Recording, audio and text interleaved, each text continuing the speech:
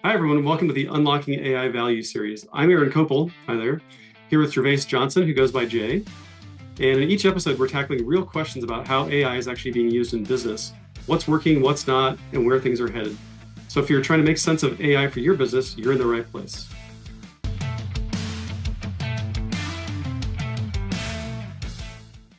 All right. Well, welcome back, everyone, for our latest episode. Today's theme is about AI experimentation versus real impact. So, Jay, what do you have for us on that?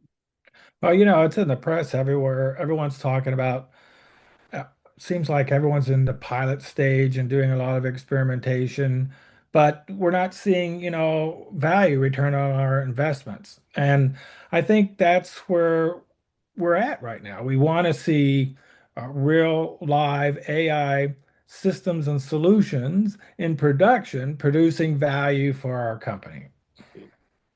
Yeah, that's where we want to head. And to your point, we see a lot of organizations that are either some of them haven't started yet, some Mhm. have started and they're dabbling, and you see a lot of just random things happening. And some are maybe more formal experiments where there's like actually a hypothesis and we're trying to prove something out. But yeah, getting to real impact. Have you seen a lot of that lately? Yes, I've been lucky the last 4 years. I've been working for one of the largest, most successful pharmaceutical companies in the world, and we've actually seen value. We start like everything with innovation. You start with experimentation, and you do your strategy, and you're implementing. And as we know, over the last 3 or 4 years, AI, the technology has evolved. So every time you turn around 6 months later, something it's changed and gotten better.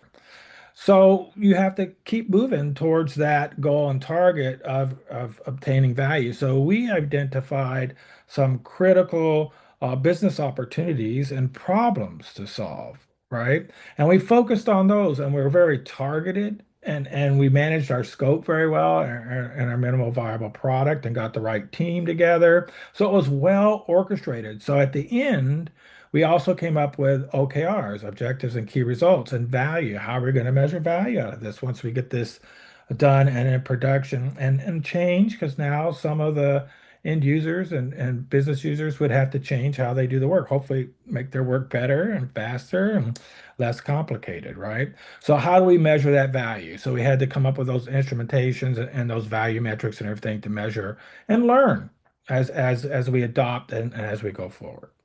That's a good point about, like I said, instrumentation and really understanding what needle are we trying to move, right? Instead of Right. just going out there and implementing a bunch of stuff and then hoping some needle somewhere moves, let's focus on the ones we actually care about first, identify those, and then be able to pay attention to them, instrument for them, and understand, are we actually getting the impact that we expect?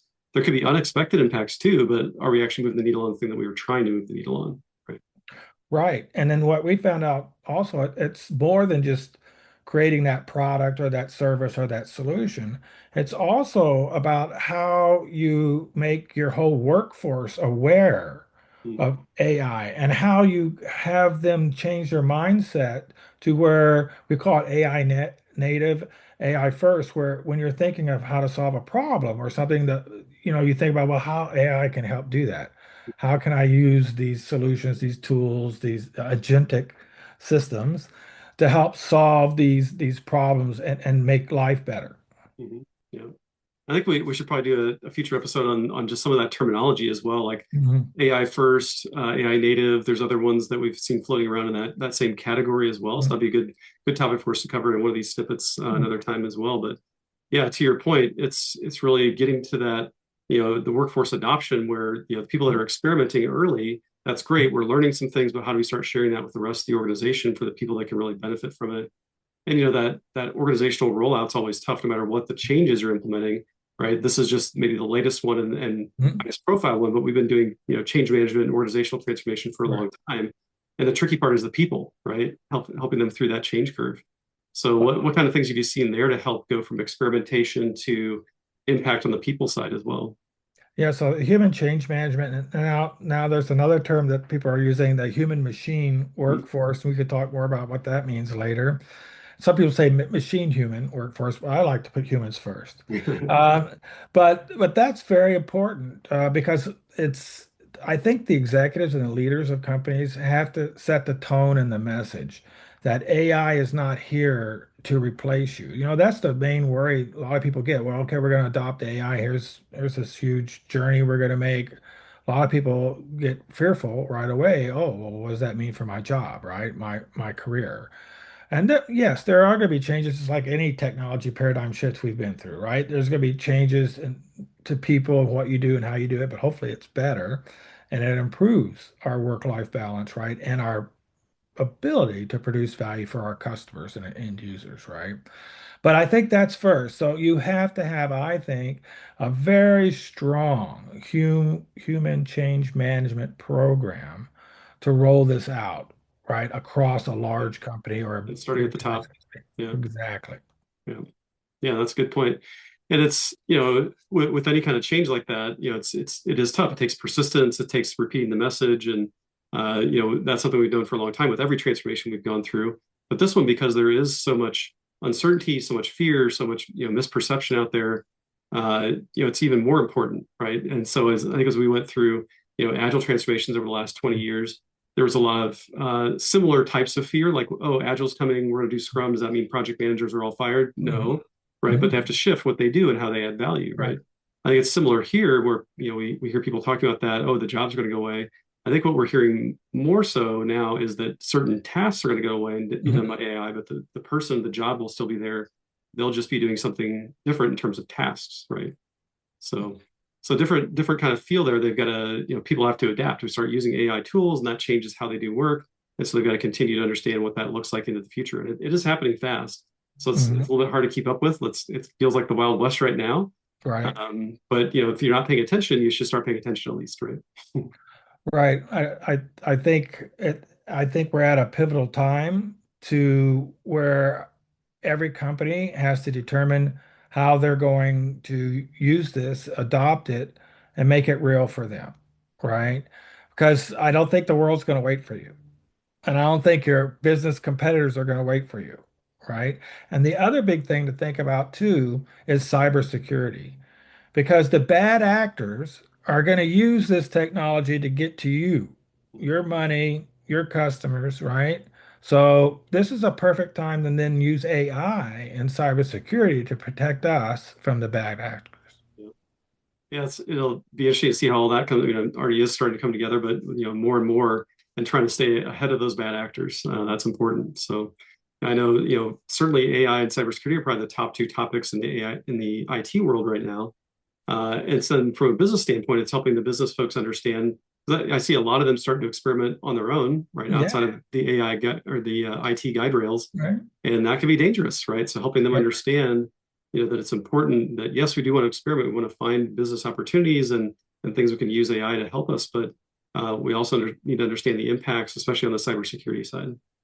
Right. And the other thing, which one of the first things the company I mentioned did is we developed ethical and compliance use of AI, and we made that public throughout the company. And we went through training and learning and how that impacts quality and compliance. And we had a whole approach of how we would and would not use AI and even human robotics now, right?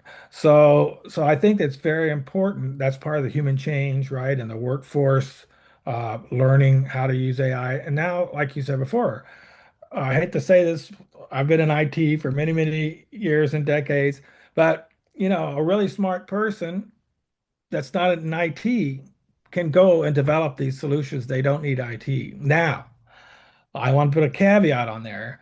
They don't sometimes have the experience and knowledge to know how to make it production ready and to make sure that all the security is in there, the compliance, the data quality, and so forth.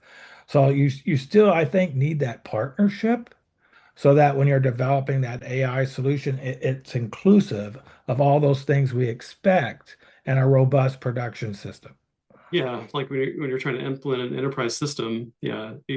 So what we see a lot is the business folks are able to get to a point where they have like more of a prototype or a semi mocked up working solution to help articulate what problem they're trying to solve and what the solution can look like. But I think they know it's not enterprise ready, right? But they do have to go back then probably to the IT organization and say, hey, I created this. It's helpful for you. Here's what problem it's solving. Here's what the benefit of that. Now can you help me turn this into something that's actually workable, scalable, enterprise caliber with all the things that it needs, right? Security and all that stuff to make it usable by the organization. So we don't just have, 5,000 random pieces and parts floating around. So yeah. Yeah, and then a lot of things are changing, which we can talk about later, because the whole service management and how you do ITIL Yeah. inside large language models, which we'll talk later about what those are and models and everything. How we do service management is changing. Mhm. Yeah. And then that's the IT's world, right? So generally the business leaders and the business operations people don't do service management on systems, right? So these AI agentic systems now will be business and IT working even more closely together than ever before. Yeah. Which is fun, coming from an agile background. We talk about that. Business and developers work together daily. Everyone thought that was crazy. And now it's like happening organically because of the opportunities that are out there for the business to start finding solutions and then needing IT support to really make them the caliber they need from an enterprise scalability standpoint. So that's some great insights. And so with our first episode here, really talking about AI experimentation to real impact. Hopefully this was helpful for everyone out there. And these short snippets of about 10 minutes, we'll try to keep more of these coming. So thanks, Jay. Appreciate it. And we'll see you guys back here for the next episode. Yes.